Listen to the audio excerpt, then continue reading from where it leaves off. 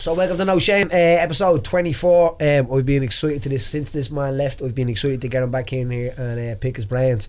I would say the modern day Tom Crean in this studio. That's where he is. We have Damian on. So Damian done the Atlantic Row single-handedly. If you haven't checked out the podcast before that, not single-handedly, you used both hands, didn't you? Yeah, I tried. Yeah. Both hands. Yeah. If you haven't checked out the podcast before that and his preparation before it, do and then watch this one. That's what we would do. So awesome. You're back. You made it back. I'm back. I'm on solid ground. First thing you said when I came in, I'm alive, Paddy. Yeah. There was I think more people were more worried about me surviving than I was about myself surviving, but I never had any kind of I never had any huge anxious moments about kind of not surviving, but I just kind of I throw that one out there anyway. People like it. Crowd pleaser. I'm alive. I'm alive. Yeah, that's always a good one, isn't it? You had that balls like a Bengali tiger, man, to have no moments where you're like you're not scared of dying at that situation. I would have been like, I was looking at the sea yesterday off a pier down by Bullock Harbour, and I was a little bit nervous. You know what I mean? The sea makes me really nervous to be out in the middle of nowhere and be at the mercy of it. Like that has to be crazy. But preparation, instead of even going into all the thing, I know it got delayed, didn't it? The race got delayed. Couple of days delayed. Yeah, we were meant to go on the 12th, ended up going on the 14th. We just had it was really windy in La Gomera, so the wind, La Gomera is quite a mountainous island, tiny but mountainous, so the wind was kind of sweeping over the mountain and down into the harbour, and it would have pushed us, especially us solos who didn't have the power to get away, would have pushed us kind of into ferry channels and all sorts of stuff. So they just made the smart decision to just delay it for, initially it was just a momentarily delay, but then it ended up in 2 days, just for safety aspects. Not only that, but it just those conditions around the island would have caused boats to capsize really early, so it was probably the right thing to do. I knew myself by the way, looking at the way we had to get out of the harbour, that I wouldn't have even had the power to kind of row through that wind without getting pushed into where the ferries were coming in. So yeah, I was very happy I was kind of relieved that they decided to pull it off, even though some of the 4-man boats were pretty pissed off because they felt that was an advantage that they had, and they had trained in those conditions, so they wanted to go, but the race organised decided just to leave it until it calmed a little bit. So you're standing there on the pier, and I'd say like that's kind of like nearly walking to the door for a fight or something like that, and then saying, no, actually that's actually happened to me. I've warmed up, I've walked to the door, and then a generator burst or something like that, and I had to go back and do an hour later, and it's like shit, because the second preparation sometimes is not as good as the first initial, but so you're standing on the pier in 2 days, you're relieved, obviously, you were saying, because you get to eat more as well. It was a bit strange, because I can't explain how kind of all over the shop I was in the couple of days running up to it. I'd never experienced that sort of state. Like, I was really difficult to keep concentration in conversations just like this, because my mind would just keep wandering to what was ahead.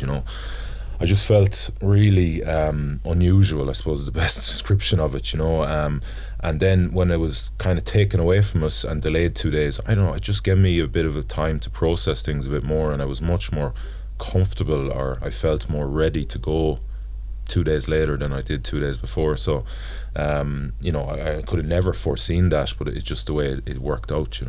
Yeah, that's like, I'd say that them 2 extra days as well, the idea of like, because you kind of get to walk to the boat, you get to brace yourself, you get to, is it going to happen, is it not going to happen, and then you actually get 2 more extra days because if you go out, I'd say starting that race in the wrong frame of mind, I'd say even now more, you're probably thinking that would have been a bad situation. You'd be in big trouble, man, like, because there's so many unknowns, and you have to be open to what's going to come at you, so I felt very ready mentally and physically for that, and I needed to be, because the way things went on day one, if I hadn't been in a really good strong state of mind and ready to go, I basically well, who knows, but it would have made it much more difficult, maybe even to the point of like not even getting going, you know what I mean, or not even kind of pushing through all those problems I had on day one. That's what I'm saying, the weak mind started, like, not even a weak mind, but like an exhausted mind, even was a tired mind. It would have been a hard one to start and then stay with. Yeah, no, because, well, like you said, then, you know, even if you're going through those kind of, or if you are tired and a little bit, if your energy is low, you're just going to go into that weak place really quickly, and negative place, and I imagine it'd be very, very difficult to get out of that. Whereas even though I went into a negative place because of what I went through and with the problems, I was able to kind of process that really quickly because I was ready for it, you know. Not ready at day one. I thought it would come in the middle of the Atlantic, you know. Not ready at day one. I processed it real quickly, and then just kind of got to work on the things I could do and I could control, you know, and then got away from land eventually. Did you feel like kind of the nation got behind you as well? Because like I know for a fact that when you were leaving, I was a little bit nervous. Yeah, I was a little bit nervous, and I remember even my girlfriend got like kind of into it, and I said, "Did you see Old Stock's Instagram today and stuff like that?" Like, and like your Instagram was great, Jordan. It was absolutely amazing. There was times where I wanted to just join you out there, you know what I mean? I'd be like, what would Old Stock do? You know what I mean? And so the day you were taking off, so that's the day, that has to be a great buzz on that pier. It looked amazing. Like, it looked like I said, it was kids down. You are like absolute heroes leaving for a voyage that only kids could dream of. And I say these are still our kids inside as well, because you're getting ready to go on a big crazy adventure, and you know it's going to be hard, you know there's going to be days you want to quit, you know, but sometimes that's the fun of it. Like, what's that day like? Incredible day. From, you know, you meet at about 7:45. They give you your last bit of prep, or 7:45 in the morning. Jeez. And then that would have beat me. I'm not going, lads. Disqualified. Imagine that 7:45. I would have to stay up. Yeah, I suppose they brief us on what the weather is doing and what they think it's going to do for the next couple of days, and then you know, where all goes, the official start, everyone walks down together, and then you know, there's all the kind of, basically there was 25 boats this year, so like there was a lot of hugging going on and a lot of good lucks and a lot of bit of last minute advice, and people are asking you to write things in their little books that they have, you know. Everyone, well, not everyone, I didn't have one, but you know, people were saying, will you write just something for us? Tom Crean didn't have one of them logs. Just saying. He didn't either. No, he didn't. Right, yeah, that's why it's the untold story. Oh yeah, of course, yeah. Never thought of that, man. It must be something with us Irish, like, you know. Yeah. Look at writing that down. Way out that, will you? Yeah. For pregnant women. In coffee shops. Yeah. And then, of course, the crowd starts to gather, and there's a lot of TV cameras buzzing around the place, and blah blah blah. And then, like, you see everyone kind of saying goodbye to their parents, and I was the last boat to leave. And everyone left in kind of 5-minute intervals. So I sat there for 3 hours waiting to go, and I seen every other boat pull out, like, you know. And the farm, like, I say, get over it. After about an hour, would you? Yeah, exactly. Can we accelerate this? Like, watching every single leaving. Sick of waiting around, like, you know. I just seen everyone going, and then kind of my plan was to try and, you know, catch them, like, you know, as quickly as possible. I was watching on the map, and that was great as well. Yeah, like, I only figured that, I was like, we can watch him. Yeah. That was weird when I first heard of it, like Truman Show watching, you know what I mean? But no, that was great, because you could see us all together, and there was actually a time where I got the wrong boat at the start, and I was watching the wrong boat for a second. Is that right? Yeah. Yeah, like a dope. Cheering on the wrong boat. Hold on, take that back. Well, you couldn't miss me after a while, because I was right at the back. But the front, so whatever which way you look at, direction you're going. Exactly. Yeah. Just kind of, and I suppose there's the whole, like, emotion around, and the whole kind of I don't know, relief of starting something that you've planned for so long, and you've put every kind of ounce of yourself into, like, you know, for 18 months. And not only that, then you've got, like, kind of 12 years of dreaming about it as well, you know. So there's just a crazy enormous spike. What a crazy thing to take. I think up. Dreams should be crazy though, right? 100%. Yeah, and if you can follow through in them like that, like, I remember pulling away that first, I actually have the first half an hour on my GoPro, and I'd be like shouting at the top of my lungs, like just screaming, and then I'd be crying, and then I'd be screaming again. I was like, what is fucking wrong with you? Like, but I can't explain it, like, you know, exactly, it's just all that coming out of you because you finally achieved what you wanted to do. Turned over the time, or at least everything now is tracked in history. That journey. Yeah. Oh, you think of things like that as well. That's a crazy frame of mind. Crazy, like just rolling along and in tears, and then madman. It's simply like a madman. Yeah. There was times when I was out there during the whole journey, and I was like, if anyone saw this, like if they were watching, like you could be, institutionalized, like the behavior is going on, but that's very liberating at the same time. There's obviously parts of us deep down that just need to get out in some fashion. You need to be vented or aired, and I was just letting them come. Like I wasn't every trying Saturday to hide them. night in Dublin, Temple Bar. Right, yeah. They're doing the exact same thing. Yeah, that's one way of doing it. Probably safer in the Atlantic Ocean now. Yeah. Safe for everybody else, but I'm pretty sure. But there is kind of like that wildness in it, especially Irish people. Yeah, you know what I mean? Because I can nearly picture you on that boat. Yeah, screaming. The shaking best way I can describe it is savage. Like there's a savage part to me that just needs to come out, and it used to be able to come out in rugby, and now it doesn't have that kind of therapy or vent. So now I find ways to let it out, and that's what was happening out there. Like it was just, it's just at times could have been described as madness, but in a good way. That's what I mean? Pure alive madness. You know what I mean? Yeah. Daddy, I'm slightly jealous, man, because I know the feel that's kind of like I'd say the feeling. I was at an amateur show, MMA show, the weekend, and you can see like quite a lot of guys fighting for the first time and stuff like that. So a lot of training would have went into it.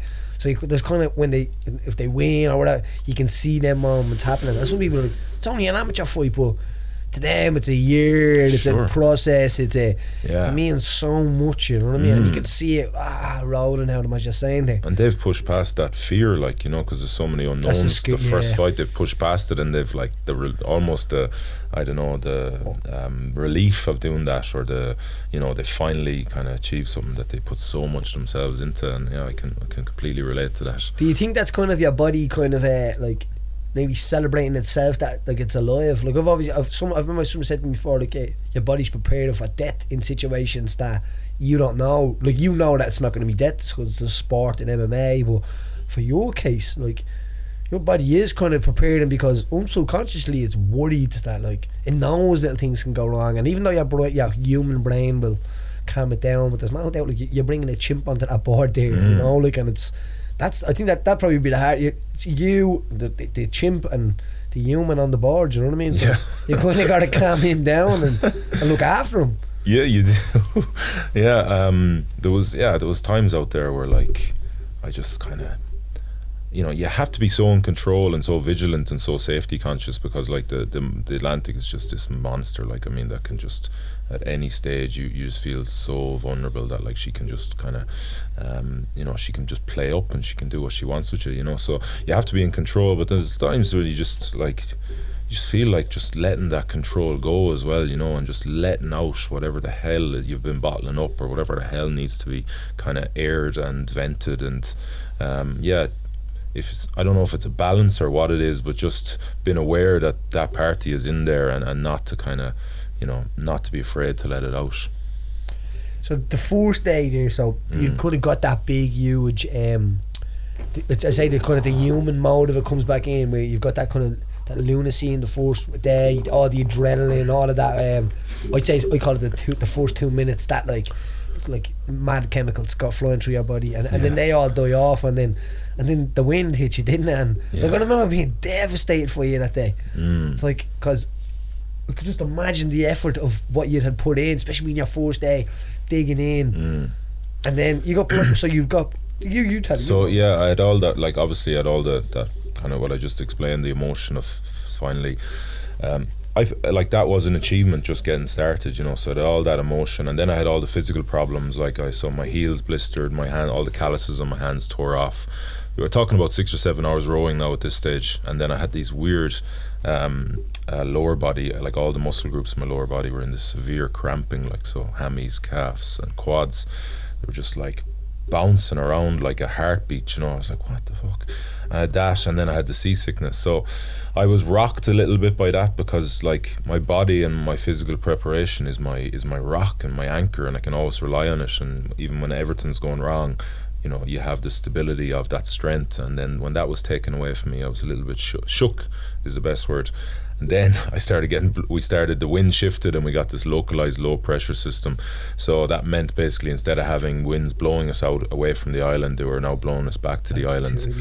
So the decision I decided to make after all, like when I was like, well, I'm going like 0.3 or 0.4 of a knot into this wind, which is hardly anything. I mean, crawling across the floor. You're at the same spot. Exactly. And I'm expending all this energy that I don't really have, obviously, or my body.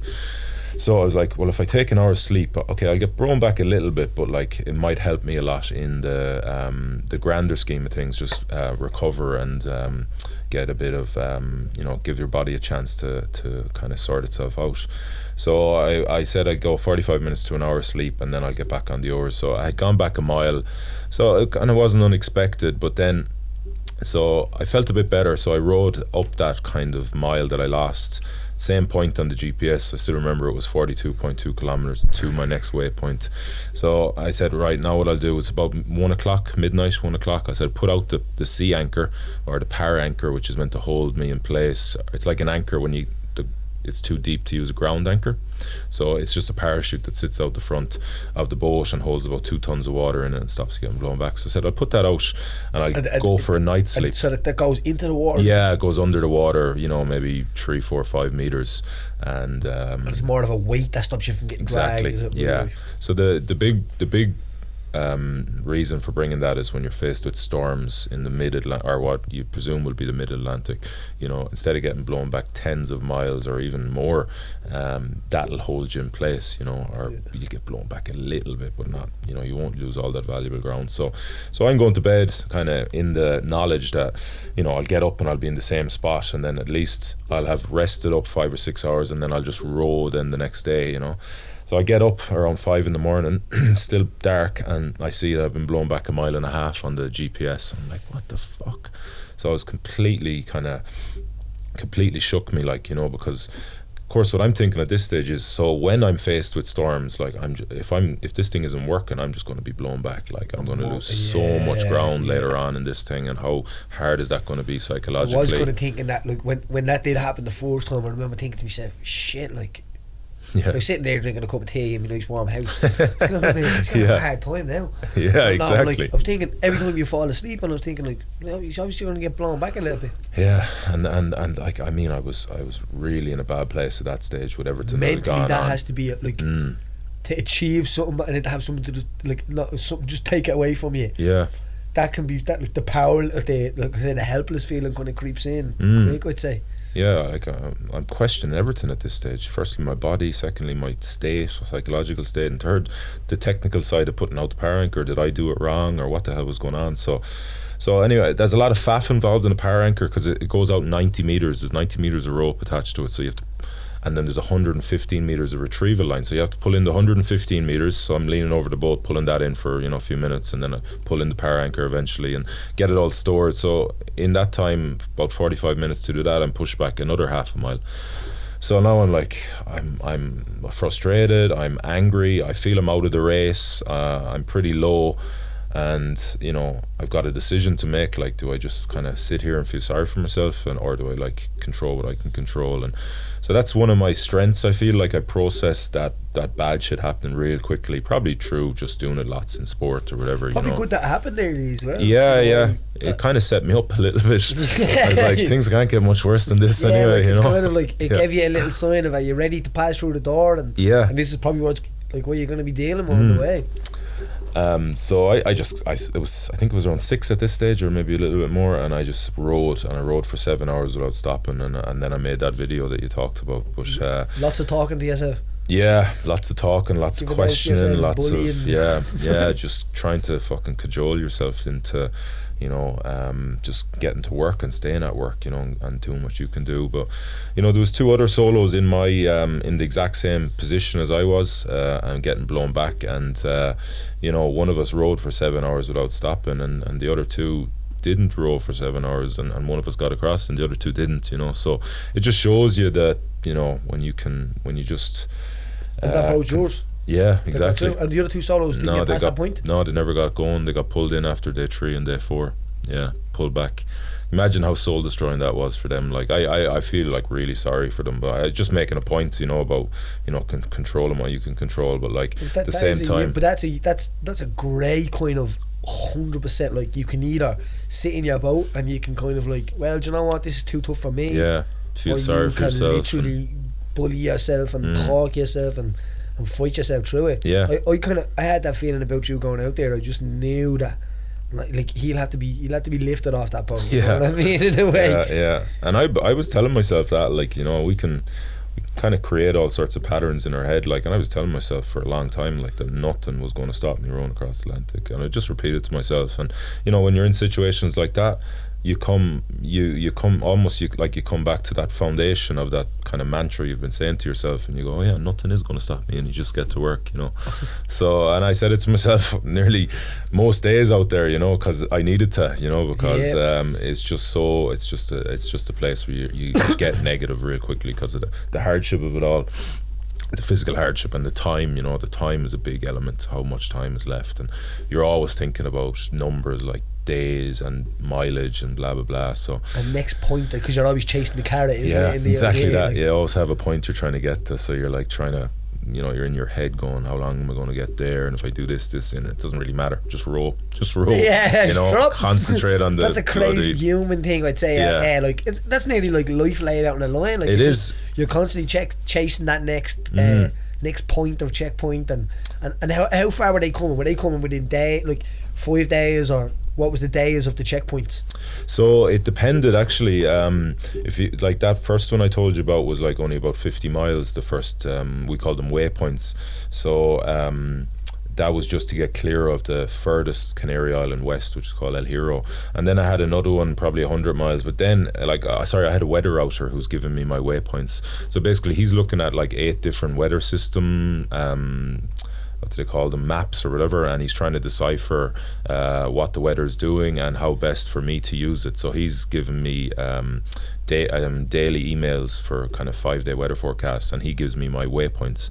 So he gave me one then, and it was like 1,300 miles. So I was like, right. So you kind of go, well, listen, you know, you kind of forget then about, like, it's not as if it's 50 miles and you're kind of always you kind of just forget like about it, and you kind of go, I'll deal with it when I'm in like 200 or 300 miles. I do Maps all the time. Like, what's my next turn off? You know, and it's 11 kilometers. I'm making that. And yeah, right. Yeah. Yeah, exactly. It's a game. Yeah, it's exactly that. It's a game in your head. 1,400 kilometres so had to be I was like 1,300 nautical miles. I was like, right, yeah, I'll just row for, you know, the next 2 weeks, and then I'll see how close I am to that, you know.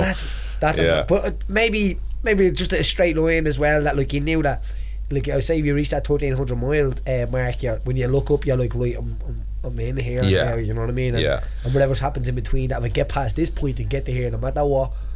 Exactly. Like, I'm in the middle of the ocean.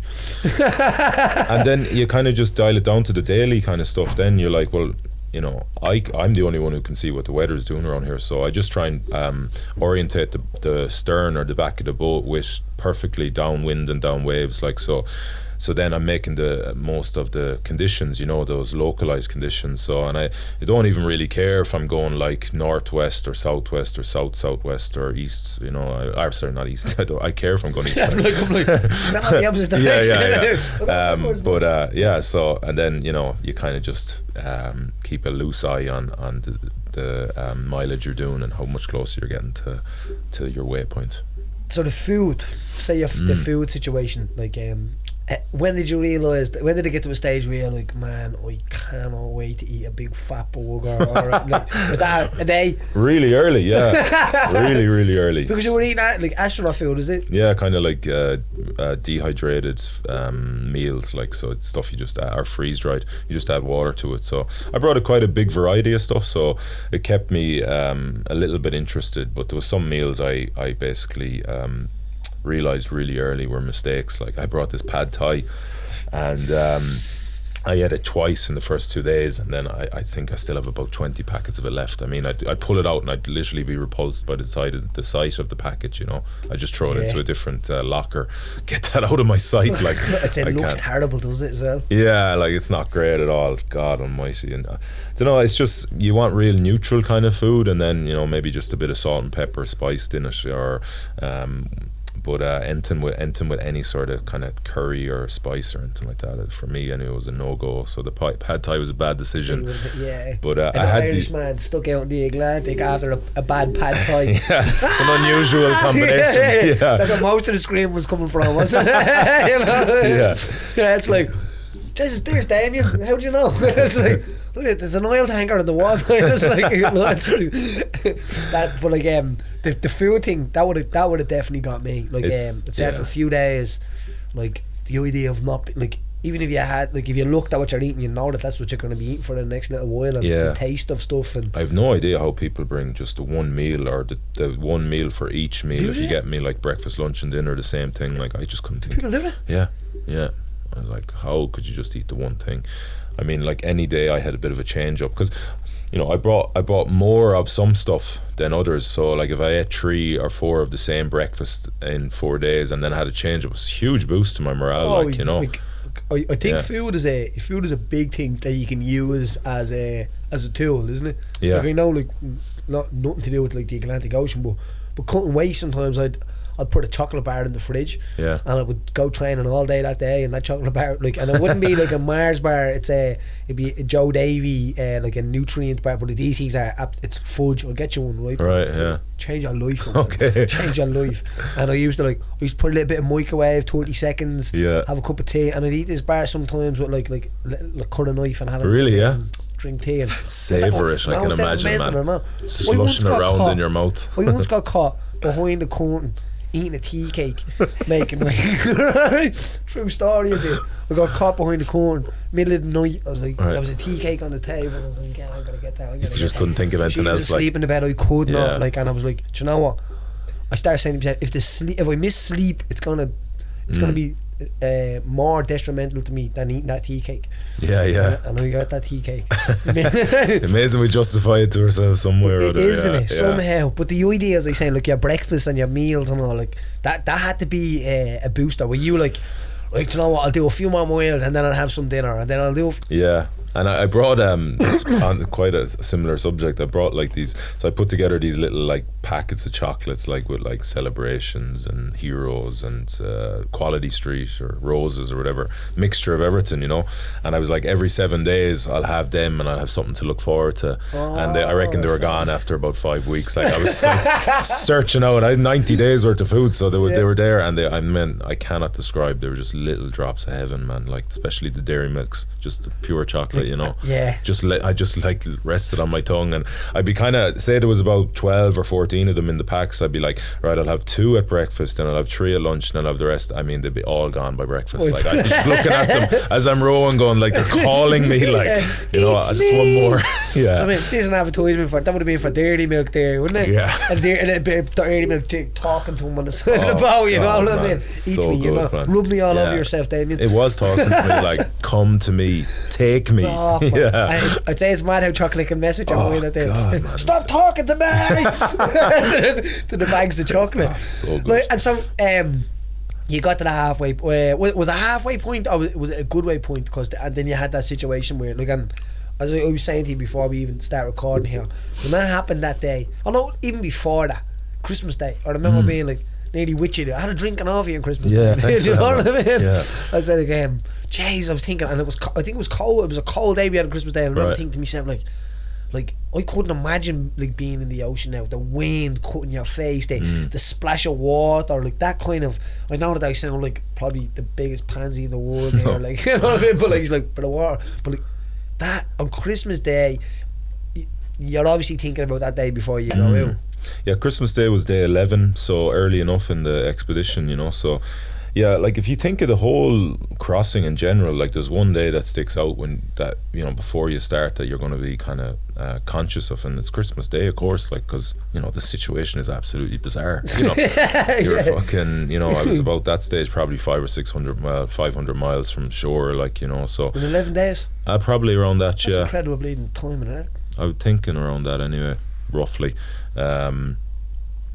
Because and of course there's an issue with that as well, because after 500 days you're out of reach of helicopters for rescue and that, so that's another thing you're thinking of. But you know, Christmas Day, it's just like a milestone, and it's a day that actually was really good, for want of a better expression, like, because I left the sat phone on all day. There was like phone calls coming through, messages from people like you wouldn't even expect, you know, and there's a lot of people with you on the boat that day. The conditions were really good. The sunrise was absolutely incredible. Looked beautiful. Yeah. If you get a chance, go to Damian's Owl Stock, isn't it, on Instagram, and some of the pictures are absolutely, if you want to see sunrise or a sunset in the Atlantic Ocean, that happens every single day, and not many people get to see it. Yeah, you know? It's just out of this world. I made a little video for my family and sent that to them really early, and then got rowing for like a few hours, and then you know, and then like I said, phone calls were coming in and texts, and conditions were really good. The boat was flying along, so yeah, I was just buzzing all day, man. I was in really good form. But then of course,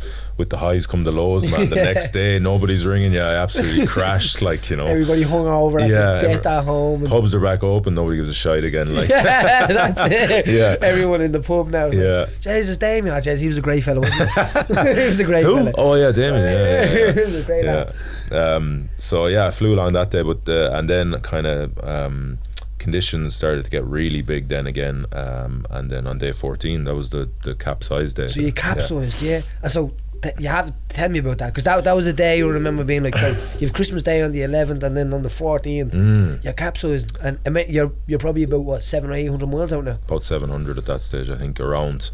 And yeah, I can unequivocally say the craziest day of my life. You go to Damian's Instagram, and you will see his face here. He's busted up on this. He looks like he got a bad out left on Mike Hyson. Yeah, that would have been a left, yeah. It would have been a left, yeah.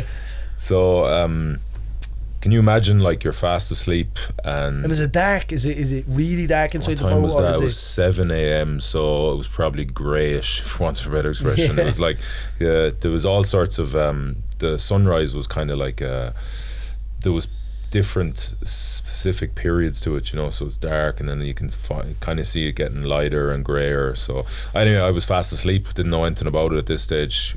Massive conditions, like 7, 8, 9 meter swells, like, and basically boom, I wake up when my face hits the side of the cabin. Basically what happened was the boat was like sideways to the waves, and I just got hit with a huge wave and just turned me over 360 degrees. So yeah, I just got catapulted, or a sonic boom, basically, into the side of the cabin, and yeah, into the face. Boom. Yeah.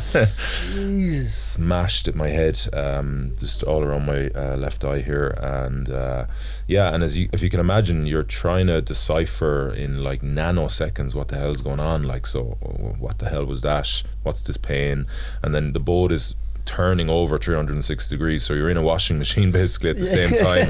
And then I felt that kind of familiar trickle of the warmth of blood, you know. I'm like, oh, I've capsized and I've smashed my head, and you're trying to process what the hell to do next, you know. So as the boat's going over, I'm like, okay, so you need to stop the blood, or maybe the boat's gone over and self-righted at this stage, and you need to stop the blood. And then like everything in the cabin, like, so I've all netting that holds kind of stuff I need every day, you know, down to even my toilet basically is in there, and that's all on top of me. The bedding's on top of me, there's some water coming in, so it's absolutely pandemonium, and you're just trying to kind of calm your mind, or figure out what you're doing and calm down, and just process what needs to be done next. So thankfully the cuts weren't too in as well, like that, yeah, a little bit of water, like. Yeah, and I hadn't, you know, that's panicking, that, because you don't know why it's coming in. So thankfully it was just a tiny little hole in the bottom, which is for the water maker, you know. So it just got in anyway, but it wasn't anything major. So yeah, I remedied all that, stopped the bleeding, remedied the cabin, and then just went outside onto the deck, and I'm just sitting there, like, and I'm kind of, you're a little bit like disorientated, as you can imagine, a little bit in shock. And I came out in the cabin, the whole thing was full of water, so I was bucketing that off, and I turned on the bilge pump, which automatically pumps it off. And I just hear this noise, and I look to my right, and I see the dorsal fin of a whale. I presumed it was a whale at the time, and it was a whale. I was like, fuck. And then it came around the boat and then swam around the boat 5 or 6 times, and then one of its circles, it was on my right hand side, it stuck its head up and made eye contact with me with its left eye, and I'm like going, man, this is fucking unbelievable. I'm gonna eat my and all fucking going, whale nobody is going to believe this either, like, you know. Holy shit, yeah, man. incredible. Like, And I was mean, it like you know what type of whale it was? I don't. I think it was a minke whale, and it was an adolescent, I'd say, because it was quite small for a whale, like probably 14 feet or something like that. But yeah, it nuzzled the back of the boat, and then it swam around on its last, really, and on its last circle, it swam right beside the gunwale or the side of the boat. And if I had had the bravery or the wherewithal to reach over, I probably could have touched it. You know, that's how. Yeah, no, like out of this world stuff, like. That's a moment. Like you had to be sitting there, like, but that's alive. Like that really is what it's about, isn't it? This thing is like trying to communicate with you. Know what basically, I mean? like it's a high form of intelligence, and it's trying to say something to you or play with you or just curious or something, man. And as the day went on, actually, that was a real sketchy day. Feels like you out there, like in a way, like that's out there. Yeah. What's going? Like just wants connection, like. Yeah, exactly. Yeah, that's the feeling I got. Like, because I don't know if I was playing games with myself that day, but I was rowing along, and it was a real sketchy day, really unbelievably stressful, as I'll go into in a minute. But I was sure I spotted the dorsal fin again a couple more times, like it was following me or something, or just, you know, I was like, that he's trying to tell you something, man. And because I was going through such craziness, I was like, what does he know that I don't know, you know, kind of stuff. Like, pardon me, like. Yeah, no, because like 6 hours later, or 6 or 7 hours, I was after the capsize, I was having awful trouble with my steering, so I was trying to fix my steering, which meant that I was kind of in a very unusual position on the boat. I was crouching down underneath my foot plate, is basically where I had my feet for steering, you know, and I'd lost the power, and I was trying to see what was wrong. And just because in that position of a crouch, I kind of just came out of it just because everything was burning or whatever, and I looked, just seemed to catch something in the corner of my right eye, and I just looked up and I saw this massive wave that I was kind of on the face of. So I was braking at the top, so it was right, and I was like, oh, you're gone here. So I somehow grabbed a handle, or somehow had the awareness just to grab a little handle which is on the hatch behind me, and basically the boat got turned over and I went into the water, and I first thought was, wow, that water's warm. It was like really warm, like bath water, you know. And no worries. And and then it was like just time slowed down. I mean, it was like slow motion, and I was like just underwater, hanging onto the boat with one arm, going, just squeeze your grip, squeeze your grip, squeeze your grip, and just having that, like, again, that awareness and concentration to be able to do that when, you know, basically could be, you know, if you let go, like, that's it, man, you know. You're gonna be separated, and the wave in because then I was looking up at a bit of stuff and all when I was thinking of you out there, like, the separation can happen so fast between a boat and someone that's it's gone, you're gone. The boat's gone one way, you're gone the other. And the thing is, the more you chase it, it'll actually that's if you can't chase it. Do you get what I'm saying? I can't swim, so I'm big fucking shit, man. You're shitting me. No, you are shitting me. I could probably swim like 20 meters, but then I sink, so so I don't even have the capabilities to. There's no bottom, like it's not like a swimming pool. Then I sink. Is it not? No, nobody told me. You know, but it's not like someone's coming in to get you. You went out across the Atlantic Ocean and you cannot swim. Yeah, you were fucking mental, man. You were mental, man. Now, all this been said and done, I had like my harness on and I had it tethered to the boat, but like still, you can only control what you can control, and you never know what's going to go wrong with that. So like I came round basically the 360 degrees with the boat, and then I kind of just got fucking thrown onto the deck again, head first, basically. I'm never so glad. I was still clutching onto the thing, like, I mean, with my some sort of superhuman strength, like. But and I just went in that moment, just saving your life at that. Yeah, exactly. Like, your arm would come off before your hand would probably give way. Yeah, completely. Pull the shoulder out of the socket or something. Yeah. And I just remember going, holy fuck, did you just do that? Like, you know, did you just have that kind of like, same word again, awareness to be able to do that and be able to, you know, concentrate on like that one singular thing, even though, you know, basically you know, it was, you know, complete pandemonium and, like, you know, survival of the fittest. So yeah, it's definitely my most vivid memory of the whole thing, you know, the whole you know, just the way it was so slow, like, and it was just so clear in what I had to do. I had visualized that sort of stuff happening, and I had visualized doing that, but not in that scenario. And then you don't know, you have no idea, like, okay, it's all well and good sitting at home or sitting in the water in Silver Strand visualizing it, but like, until you go through it, until you take the action, then the action was so precise and like efficient to me. I was like, holy shit, man, that proud shit of is yourself. Powerful. Yeah, I'm proud of yeah, yourself. completely, like surprised and proud, and just like I was just like in awe nearly of kind of what I did, you know. So, and I know that sounds terrible, but but the visualization, I think, does that. I think visualization really, because even a lot of the guys, you say when they're fighting, like even after it, they're like, what happened? I can't remember. And it's like, I think visualization does that. It can kind of put you into a moment where if you visualize it so much that even when you would have quit, your body just says, like, go away, mind, and it takes control, I think, you know, because it's been you come back out the other side. You've lived the moment before because you've visualized it so vividly, you know, and it kind of gets rid of the human for a second, and it just deals with what you visualized and what you've put the plan in, and then you come back into being nearly a human. Yeah, it was crazy, man. Like, I mean, that's why I say it's probably the craziest day of my life. So in the same day, you capsized in the night, you seen a whale and another capsized, and another capsized hanging on onto the deck, the boat, like, you know what I mean? And then I nearly went over 3 more times that evening. Like the waves just didn't have enough power to push me over, so I was like 45-60 degrees to the actual surface, or the boat was that degrees, and it just didn't have the power, so it'd come back into its normal position. But like, so the reason was because when the steering was giving me issues, the boat just goes sideways to the waves instead of being kind of with them, you know, and in following seas. So I was constantly rowing along, looking over my right hand shoulder, going, oh, is this one going to put me over? And you're going up the face, you know, and you're kind of going, is this one going to break? Is this the one that's going to put me over? So I mean, the stress was just crazy. Like, I climbed into the cabin. I rang the boat builder. I said, what the fuck can I do? Like, he goes, you have to put out a thing called a drogue. It's like a windsock, and it sits out the back of the boat, and it keeps you, the way it's designed, it rights the boat, and it keeps the boat in line with the wind and the waves. So he says that will minimize your chance of capsizing. So I put that out around 8 o'clock, climbed to the cabin, and just slept. I mean, just fried mentally and physically from the day, like, and everything I'd gone through. I slept for like 12 hours or something crazy, in huge conditions, like still in these conditions, but at least now I was rolling with the waves, you know what I mean, and I was going up them, and I had much a lesser chance of being capsized. You can really get the rhythm of it when you're not being able to get the rhythm of the thing, and then you couldn't even feel the safety in that, I'd say.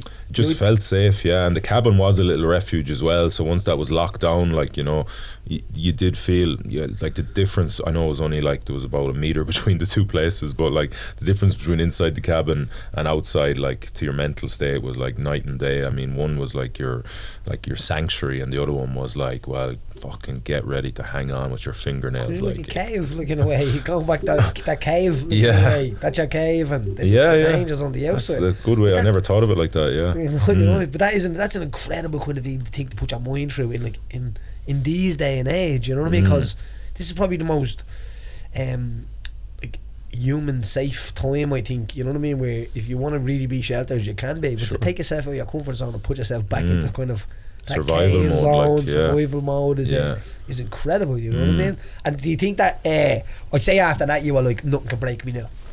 I thought so until day 17, and then because between day 14 and day 17 was like just constant. I was going nowhere. I was only getting about 20 or 30 miles a day because I was fighting and trying to fix the steering every day and questioning everything, and completely, like, mentally just, it was doing my head in, like, because again, this is a race, and like, you want to get as fast, and you're across as fast, and you want to live, and I want to live, and I want to, you know, if you're going to do something, you want to do it properly, and like, I just feel like this is taking so much of my what I wanted out. Well, not what, it's just bothering me so much every day because I'm not getting the most out of my days. So I was trying to fix it nearly every morning, and then basically what was happening was like, I'd just go fuck it, and I'd row. The fucking attitude always pays off. Yeah. And then day 17, I was again onto the boat builder. I said, listen, I have the facility where I can send little videos. So what I'm going to do, because we were arguing over it. He was saying this can't be a problem with the steering from the capsize. It makes no sense. And I'll fucking show you. I was going, I don't, I'm just trying to explain it to him. And I was like, listen, I just feel powerless. Basically, the way I could describe it was like power steering. You lost the power in a power steering in a car, and then you've only got like 25 degrees of kind of movement in the wheel.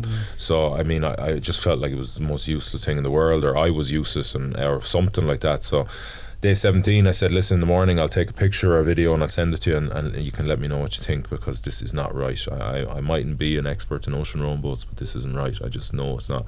And I woke up in the morning, opened the hatch, and the thing was in bits. I mean, it had broken overnight. It had finally snapped. The steering, like? Yeah, the steering. There was a rod basically that went up underneath the footwell, and that had eventually, the weld on the rod had snapped for whatever reason. So that's just a little paddle, isn't it? That's it, exactly. Yeah, that's all. Yeah, so I moved my foot left or right to steer the rudder at the back. There's 2 lines attached to it that go down the side of the boat. So so then I was like, fuck, man. Like, I heard stories of one guy in particular who lost his rudder, and just like, I mean, it makes an already very difficult endeavor 10 times more difficult, because it now becomes a real, not only mentally, but it becomes really, really taxing physically, like, because you're trying to steer the boat with the oars. So like you're trying to, like, left side to get side. So what you'd have to do basically is crank down off one side, and you're holding the oar in the water, you know, and you're getting tons of pressure from the water rushing against it. So it's an isometric hold on one side, and then on the other side, then you're rowing to try and bring the boat back in, trying to bring the cabin in line with the winds and the waves, because remember, you go sideways on otherwise. So, and then what would happen was, what made this really difficult was, you'd get the cabin back in line, and you would have it straight with the wind and the waves, and you'd only have about 5 or 6 degrees leeway. So if the cabin at the back went 5 degrees that way, the wind would just blow you down again, or that way. And it would take a good 3 minutes to bring it back. Like, I mean, really hard work. You'd be panting at the end of it, and like, when that happens to you 5 or 6 times in a row, man, it is seriously demoralizing. And you just throwing all away, and you're just sitting at the bottom of the waves, nearly crying, like, just going, why is this so fucking hard? Like, so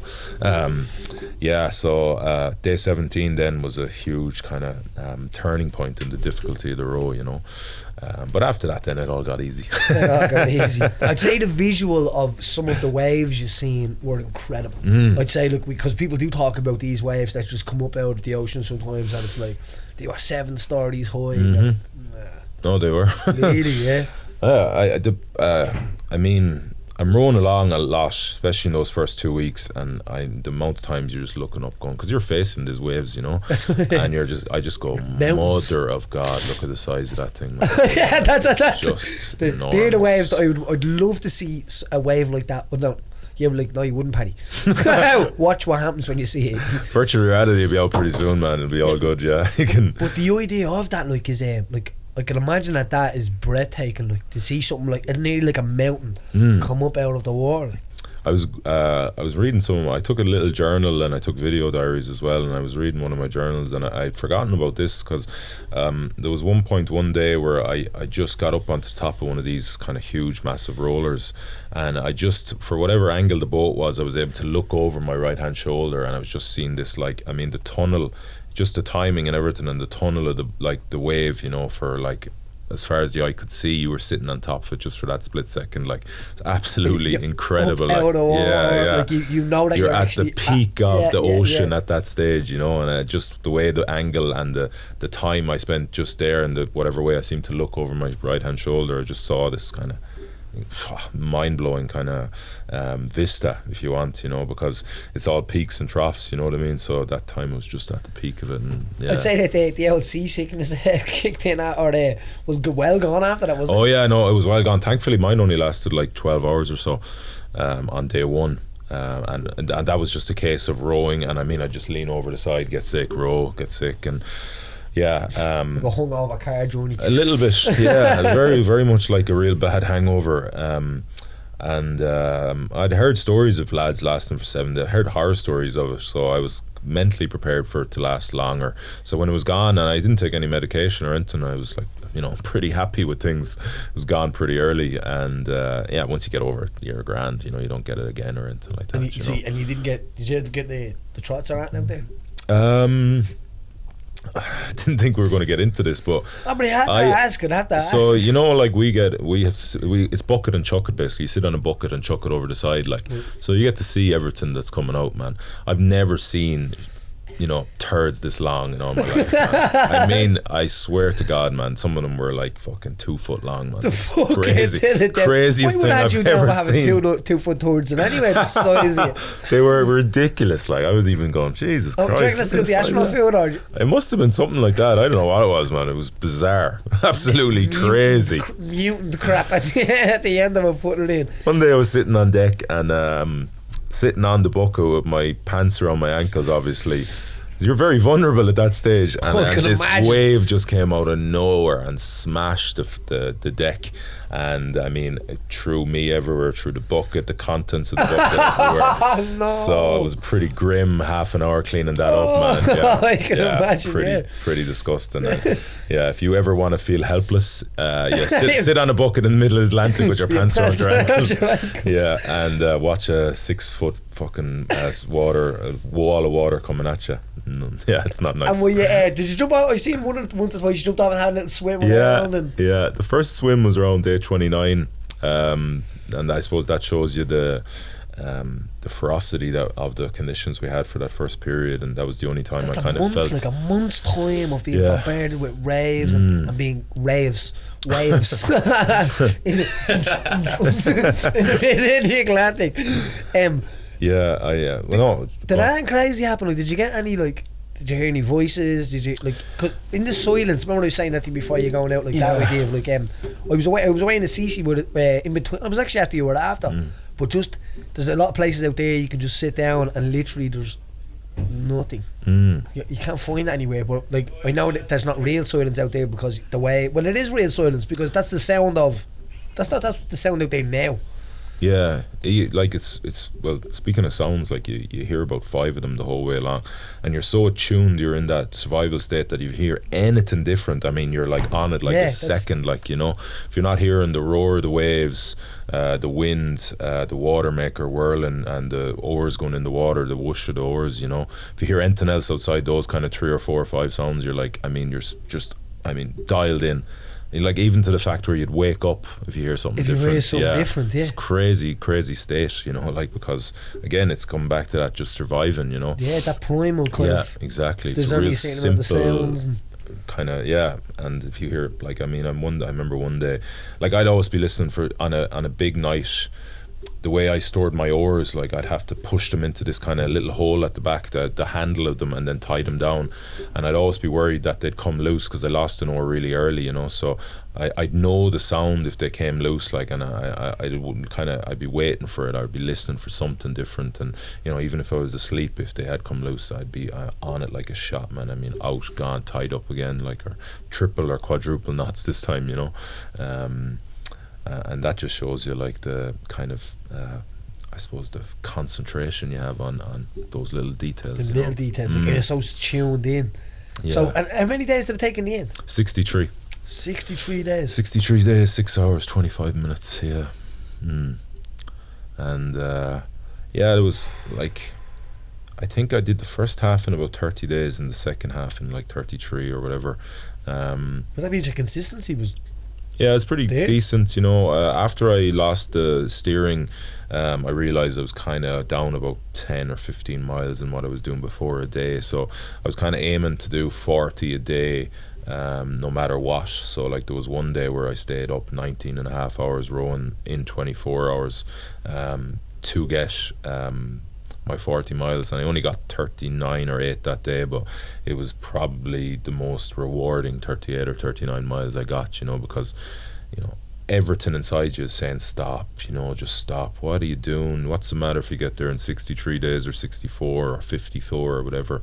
Just crawl in the cabin there and have a little sleep. Look how warm it is, you know, and, you know, have a chocolate as well. This is the voice someone. Yeah, the voice, the quit voice, you know, but I just persevered and I shut that thing up, man. As Joe Rogan says, I quietened my inner bitch, like, you know. Was he there forever? Was that voice there? Yeah, always, man. Yeah, just trying to beat you down, just trying to weaken. As well, I did, yeah, Joe incredible, yeah. That's amazing. Yeah, exactly. Like, I was that was a big lift when I heard that. Because I seen your post and I was like, Jesus, yeah, it's class, yeah.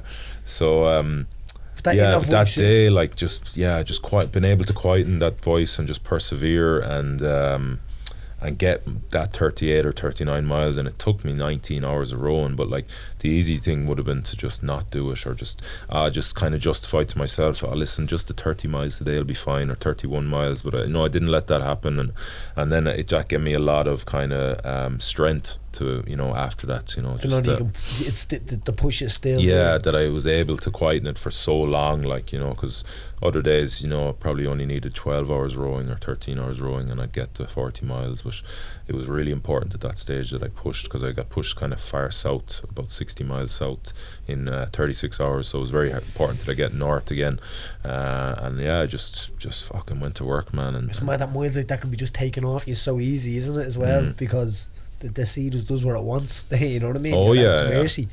No, listen, you don't have if you don't have any choice in the matter. Like, I mean, if it. it wants to do anything with you, she's like. Even the way you talk about it there is beautiful. You talk about like a difficult girlfriend.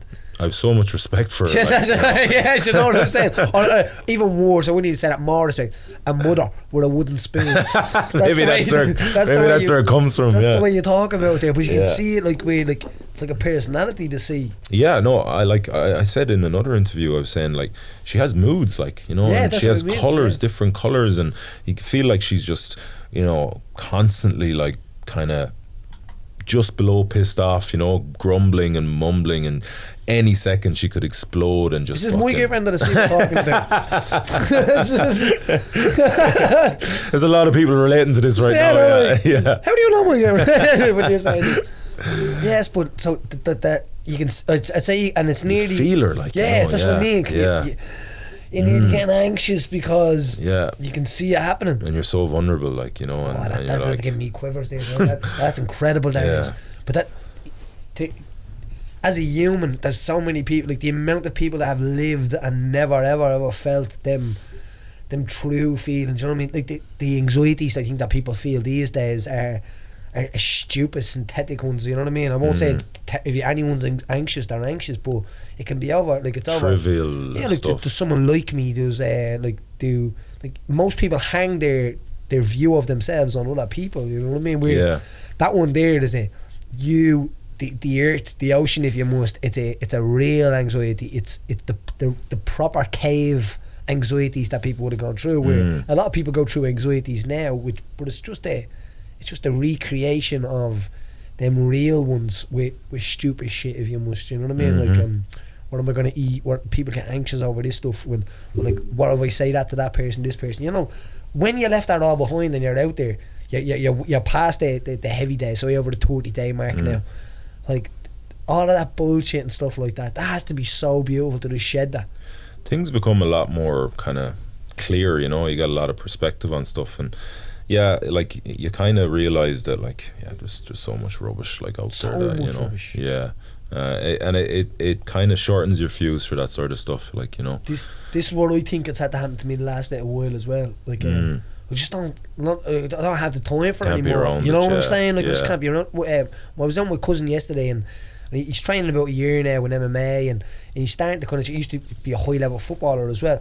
But he starts saying to me, "Do you know what, Paddy, I'm around with some of my friends now, and I just not like them anymore. Like, they talk shit about this, and I'm like I feel like telling them to shut up, and I'm like, don't turn into this bleeding, like, priest mate either, you know what I mean? Like, exactly. I said, sometimes when you go on journey and have experience, and you change. I said, and the people around you no longer are the people that you kind of want to be around. Just different interests. Did this happen? Did you feel this when you came back? Well, there was one point in particular I remember sitting around a dinner one night, and just a conversation, whatever kind of way it went into, and it was just rubbish gossip, and I was just sitting there, man, I just can't fucking be bothered with this stuff anymore, like just shut up, you know what I mean? Like, that kind it's of so inconsequential to anything I want to have in my life or around me, or so it's just a draw on my energy, and I don't really want it, like. So I was just, and I think that's one thing that's come from the road, that fuse has just shortened a bit, whereas maybe before I would have kind of just ignored what I was saying to myself, or just kind of persevered a little bit. But now I'm like, I can't be bothered with that. You just turn straight off to it. That's definitely something I've been trying to install in my own life now as well. Just that switch off switch. So say the first time you seen birds. No, I mean birds. Yeah, unfortunately. You know, I mean girls. Well, I did see one yacht came by on day. Oh, right, yeah, and it was full of women. And I was like, it was just 90-foot beautiful luxury yacht. Thank you, Lord. Exactly. I knew you would save me. It's like Father Jack, you know, he gets picked up by the yacht with a lot of birds on it. I was like, very similar to that, man. I was completely dishevelled. I'd say the girls on board were like, yeah, they're as all well. Looking at you, Damian, out in the middle of nowhere, top off, wind in your hair, your beard, savage, wind in your savage beard. Yeah, like. But I was just looking at them going, because it was the most beautiful thing I've ever seen. This yacht, like it was, I'd say it must have been €1 million. It was bringing it across to Antigua or whatever, and they were all like I think there were a lot of them were like drinking champagne and in bikinis, and there I am like fucking dishevelled, like a fucking caveman, you know, and just going, yeah, you wouldn't mind swapping, and they all knew my name because they've got internet on board, so they were able to find out who I was. They're like, Damian. Like, please don't, please. Please don't call me by my name. Don't need this right now, you know. Oh no. Yeah. See you in Antigua. You will see me in Antigua. Yeah. Definitely, 100%. So man, put a man in sea and he's just going to be a man anyway, isn't it? Yeah. But I'd say that had to be. I never realised that it was like that. I thought the boat went by and. But like, girls in bikinis. They like made a beeline for me, like, because well, there was one guy on the boat. You're a handsome man as well, Dave. Well, I didn't want to say, man, but no, they were like, there was one guy on the boat who wants to do the race, and they just, I suppose it's just a fascinating thing to see. Imagine there's 20 of them on this yacht, beautiful yacht, and it's hard enough for having a great time, and then they kind of, this guy throws up on the radar, and they know it's an ocean rowing boat. Like, you'd just be curious, wouldn't you, to go by and see what the hell he's doing, like, you know. So I could see them coming for about 6 miles, and they're like, oh, they're coming right at me. They're still coming right at me.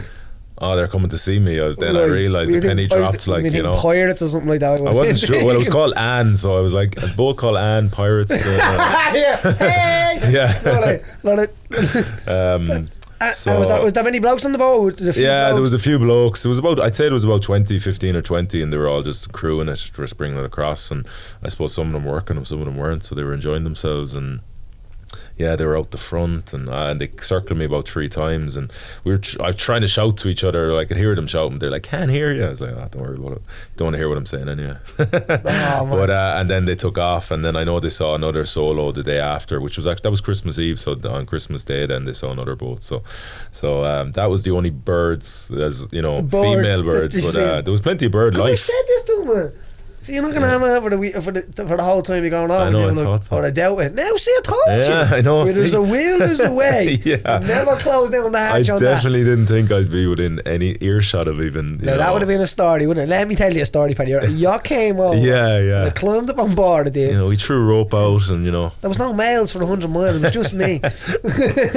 That's incredible. Yeah, that's it was amazing. pretty cool. And they didn't throw a bottle of champagne down there. No, nothing like that. And now Christmas Day. See, they can't really come too close because obviously they create a big wake, you know. So they came as close as they felt safe enough to do. But then they pushed on, and in regards to bird life, then there was quite a bit of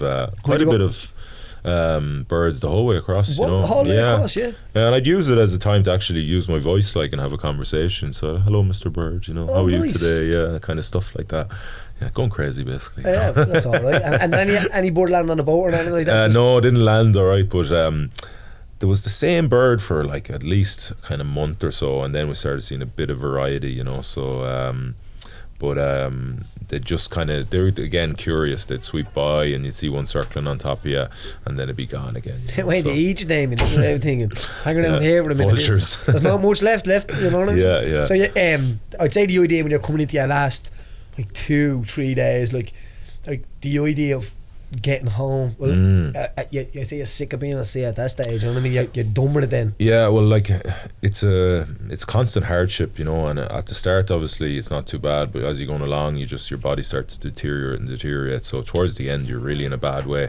You know, I had really bad issues from day kind of 24 or 5 with sea sores and pressure sores, so just from sitting in the same position and the weight for so long. So, you know, if you can imagine sitting on glass or sandpaper and then having to do that for 12 hours a day, you know, and you still have kind of 1,000 miles to go. It's psychologically very, very difficult. Salty water and stuff like that as well. Yeah, and towards the very end, then I think, say, if I make sense by saying from kind of 6 days out to kind of 3 days out, we had huge conditions again. Got really, really windy, and really wet and cold. So some of those mornings were possibly the hardest mornings, or the hardest of the whole thing.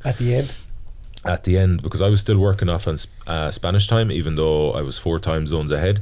So I was getting up at 7 Spanish time, but it was 3 basically in the morning there. So I had a lot of dark to row through, you know, until the sun came up. So all those hours and hours, and then with this huge conditions, and we get these things called squalls. So they're like they're just like a curtain of rain, like a curtain of monsoon rain that just sweeps by, and some of them will take like 30 seconds, some of them will take 7 or 8 minutes, you know.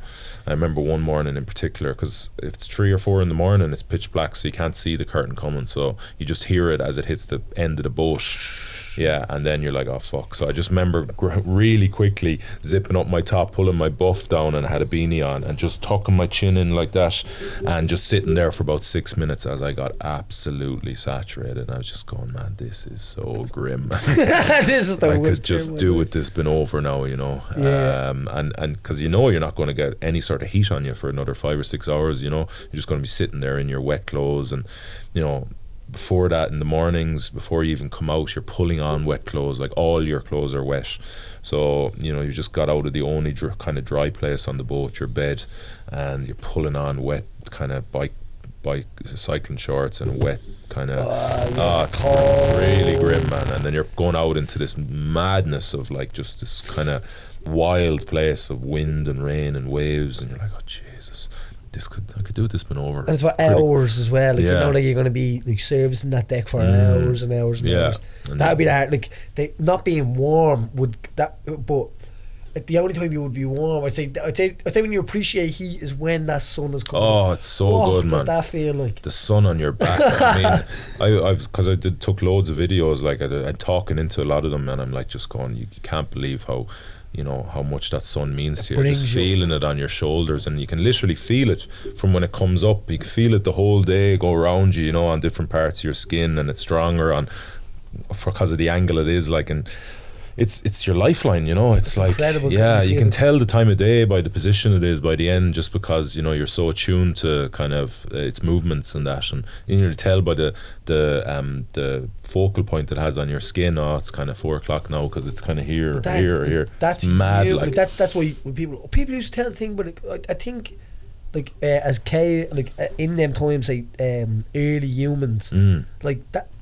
That stuff finds you rather than you finding out it. Yeah. Like all of a sudden, every day the sun is in just learn it by, you know what I mean? Exactly. Learn it, well, if we don't go here now in a certain time, it's going to be dark then, and like a self-correcting mechanism if you must, you know. Oh yeah, I wouldn't have a clue, like walking around normal, like every day. You reckon if you hadn't got a clock that you would have been able to figure out some sort of time system? Absolutely, yeah. By the sun, no problem. It would have just found you, wouldn't it? He would have found me, yeah. No, just by, you know, being under the sun for, you know, hours and hours every day. I knew exactly what time it was. I used to go, so I take a break around kind of 10:30 sometimes for like half an hour, and I'd know the exact angle in this of where the sun was for it to be 10:30. You know, towards the end, kind of days 50s. And I wouldn't even have to look at a clock. I'd say when you take an awful lot of the other bullshit out of your life as well, that becomes like God, if you must. You know what I mean? Like, I've said this to people before, like the idea of sun. The sun is what made people look towards the sky and look towards like question different like where the sun is kind of basically God. It gives life, it gives heat, it gives good feelings, it gives all the stuff that you're on about there. When the darkness is there, when people talk about the darkness, you invite God into your life or whatever it is. It kind of is. It explains to me what early humans would have, where they got these predations and where a lot of this the beliefs come from. You can imagine coming out of that darkness, that wetness, that horrible I hate my life, and then the sun comes up, so and it's like, just you know better than anybody. So I was like, you're just waiting for it to come, and you're like, oh man, hope that cloud gets out of the way so I get a proper shot at the sun, you know what I mean? And I just when I look back at some of the videos, I'm just going, man, I choose to be in a good form, and I always say, listen, the sun is out, the heat is on my back, and like that just makes such a change in your energy and in your outlook on the day, once the sun is out, like, because it just it feels like it's giving you life. That's life. Yeah. You can imagine what that feels like. Pouring it into you, like somebody that knows, like that would have known nothing else. What a mad experience! The sun coming up and the sun going down, and the feeling of it, and of course that is the creator. That's the powerful. I think with the sun, because you're so close to it as well in the sea. So you're pulling in. So say, day before the last day, you're kind of like you're going home, you're good to get home now. You just want to get home. You're pulling into the marina. Yeah. What's this like? It drags, like even that long. It drags a lot. Those last kind of 5, 6, 7, 8 hours coming into the island, you're never really getting any closer. Never, yeah. And you're wondering, am I going to make it today, or is it going to be tomorrow? Yeah, is it, I had all sorts of stress as well about the approach, because I lost both my sat phones in those really bad conditions I was telling you about, just to water, and I both sat phones. So you were kind of left on your own then? I was on my own, and then I had my actual iPhone that I was taking videos on was dead at that stage, and the chargers were all finished. So basically the only way I could communicate was through the VHF radio, but like as a solo, you can't leave the hatch open on the cabin because water can get in, so you have to close that, so it's very hard to hear the VHF radio, and you're just trying to get closer. So I didn't really have a lot of communication. I told the ABSAR, which is the local search and rescue, that I was within 20 miles of the island, and so they were conscious of me and they were watching me, so I always knew eyes were on me. Yeah, but that's a nice feeling as well. It is, it's kind of like, oh, thank God it's not just me on my own anymore. There's somebody else kind of there if something goes wrong. So, but I see all these waves, and all the conditions were really good those last couple of days, but they were pushing to the island, and you just see these waves crashing on the island. So I was like, fuck man, I've not come 3,000 miles to end up on the bloody rocks, So I said, I was like, just stay out here and a little bit further from the island, and then when I get round, so you have to approach Antigua, so basically you're kind of coming from the north and you have to get round to the south of the island and then go into the marina. I was like, I'll get a visual on it and then I'll kind of just go straight for it. But like ABSAR, finally they sent out they guide you in, but they couldn't find me for ages because I was so far out, so they finally came out to me going, what are you doing out here? You need to go due north ASAP. So I had to kind of put down the hammer then for like 20 minutes straight, row kind of due north to get in close to the wall, which I thought was dangerous because well, when you train on the west coast of Ireland, everyone's like, do not go anywhere near the shore, like, because you just end up on the rocks, because these winds are so susceptible to, or these boats are so susceptible to the wind. So so then once they came and guided me, it was a big relief, because you feel much safer then, because I was stressing out there for the last kind of 7 or 8 hours, kind of going, am I going to fuck this up right at the end? Like, what a disaster that would have been. And it changed. Because that has happened to boats in the past, yeah. They had got stuck, they went all that way. All the way, imagine, and then ended up on rocks, and then that's not a crossing. If you're not in control of the boat, like if you just wash up, it's not an official crossing. Like, really? Yeah, even though all of that effort. Even though I'm pretty sure you'd be happy enough with it yourself. You're like, I'm grand. Yeah. We'll take that. I'll count that as a crossing. And visually, you had an incredible change, like physically, like. Yeah. Like, You went straight back from ordinary man to caveman in a few days. Like, if the world turns into like if the world stands still or the snowstorm happens again, I think you missed that, did you? I did, yeah. You missed the snowstorm. So if that happened, you can imagine people looking like you in 6 or 7 weeks. Like, it was serious deterioration. Like I looking back, you kind of look like 10 years older as well. Yeah, that's what you looked like. You could see that years would have been coming off your life if you kept in that stress. The stress. Yeah, the stress of it all. Yeah, the survival mode. You're constantly just fucking in this really strange heightened state of concentration. I mean, because you have to be. If you make the slightest mistake at any time, like that could be it. So you have to be dialed in, like, and you just do it like naturally, you know. You just fucking, I mean, when I'm rowing in those big conditions, I'm just looking at what the waves are doing, and I have to react to them, you know. So time passes really quickly in those situations, but when it's calm and there's no real stress on the boat, you're just rowing along, then that's when time really, really drags, and then that's when you kind of get into that's when it's really easy to get into negative mindsets. Yeah, no, I was like, fucking, of course you had the big kind of 70 or 80 days of growth, because I don't think I'd shaved for about a week beforehand, and then I just fucking lost 28 kilos, so nearly 5 stone.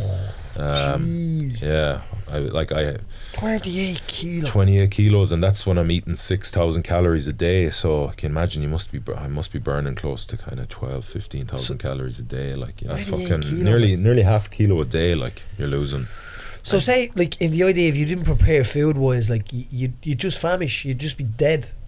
Like, Jesus, if you didn't eat the calories, like, you think about if you were losing 15,000 calories a day, probably something like that, yeah. And you're putting in 6,000. Yeah. So like, if you missed that by 3,000 calories, you'd be famished by the time you came back. Yeah. God knows what it'd be like.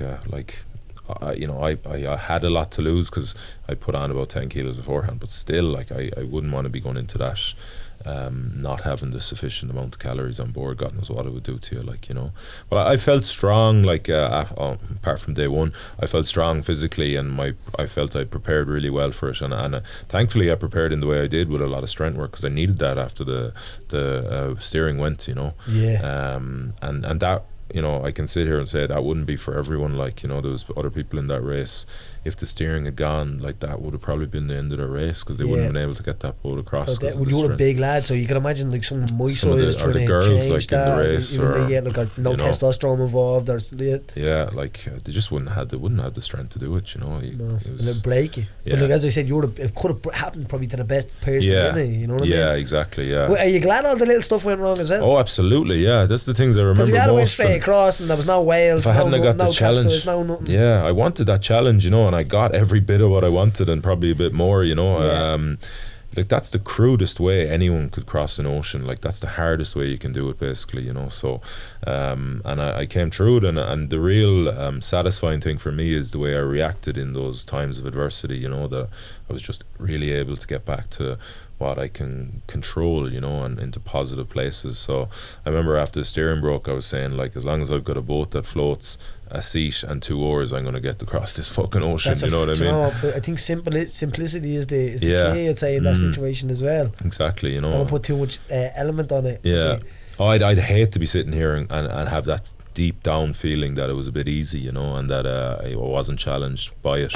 I love that. Because I love that. you know, I just of all my goals for this, I just wanted to be able to look myself in the mirror at the end of it and go, I gave it my all. I had to.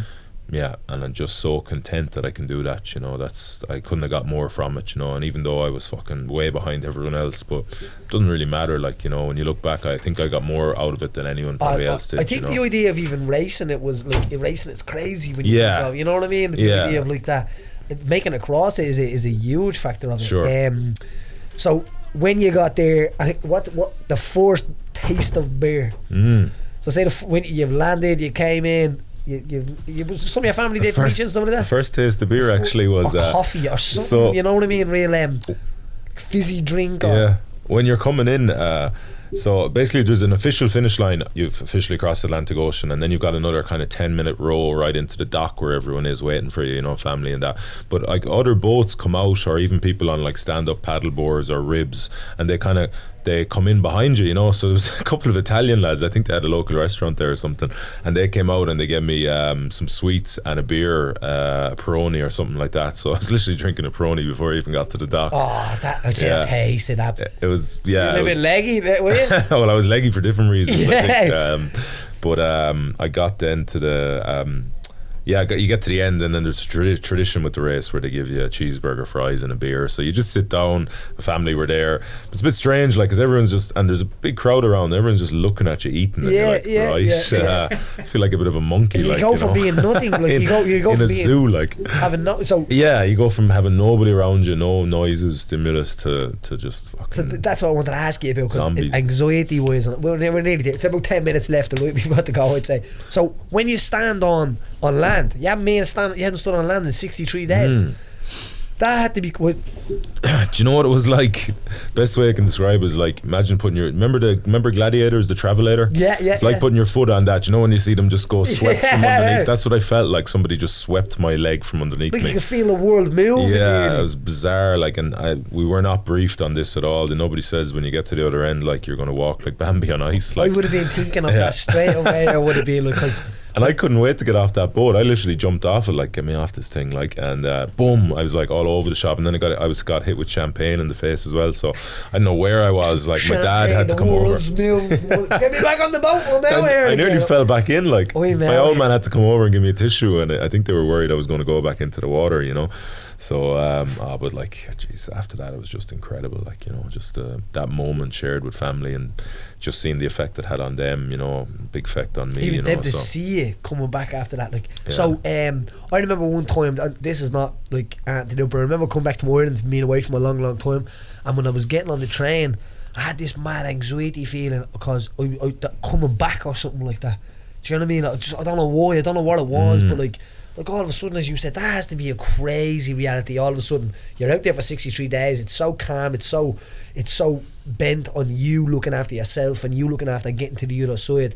And then all of a sudden, you have people sitting there watching you eating a burger, and like people talking to you. Did that kind of like, did it make you like want to leave? Or, you know what I mean? Do you get what I mean? Very like, it's hard to describe it. Like, I was very overwhelmed by like everything, you know, the noises and the people, and that you were the center of attention, you know, and then you kind of felt like you had to do something, and you were kind of like, photographers were saying to you, you're very quiet, and like, what, are you fucking serious? Of course I'm quiet, man. What do you want me to do? Handstands or something, like, and I know, it's really strange. They're just looking for something to do there. Yeah, if they'd done something bad, they would have reported bad. Probably, I don't mind them boys. Like, so I was really, really strange, man.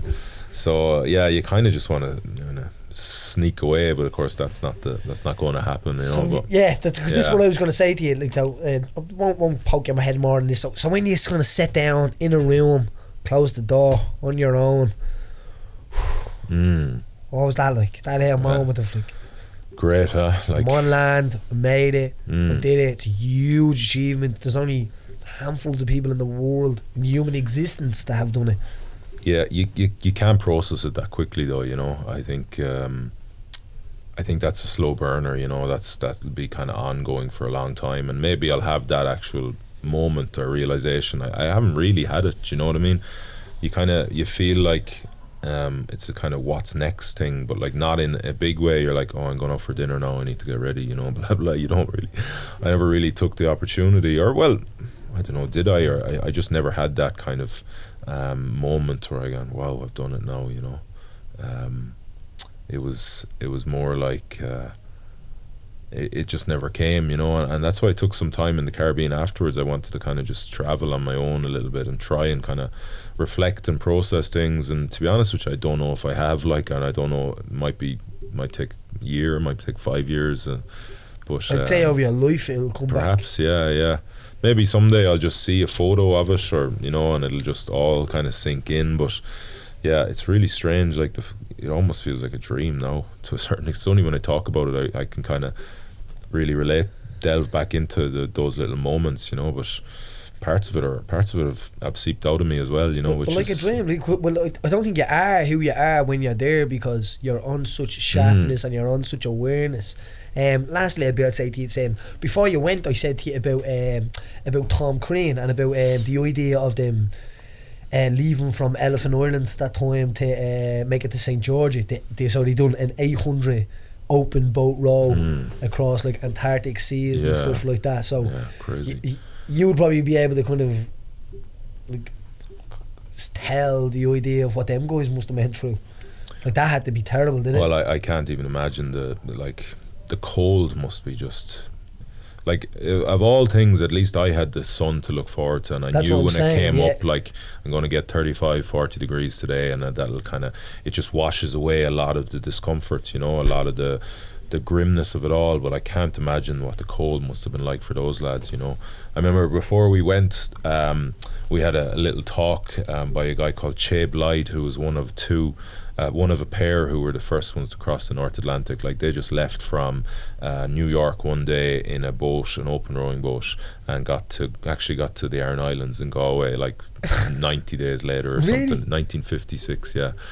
They landed in the Aran Islands, and he was saying that, like, oh, you're sure you have a great, and he's dead right, we do have a great compared to what they went through. He said when they started raining, they used to pull a tarpaulin over their heads, you know. And I was just thinking, man, we think we have what's coming is going to be hard compared to what these lads went through. Like, you know, imagine, like, at least we can kind of get into an area that's, you know, safe, in some way safe and dry. Safe, like, yeah. These lads are just sitting out there holding a tarpaulin over their heads. Like, that's mad, isn't it? It's mad how human spirit has gone back further. But Damian, crazy. Absolute pleasure, man. Yeah, thanks for having me again. Absolute legend, you know that, and you're truly somebody that, like, to sit down and have a conversation with you and to be able to pick your mind on, like, real shit, you know what I mean? The real kind of, like, how feelings, the idea of how your body changes when hard times come, and to put yourself in their situations for challenges is incredible, man. And thanks Dave, because I know people are inspired by that. Well, life is short, let's not waste any time and get on with the good parts of it. So no more moaning. Yeah. Thanks for tuning in this week. Look after yourself. Thanks, buddy. Cheers.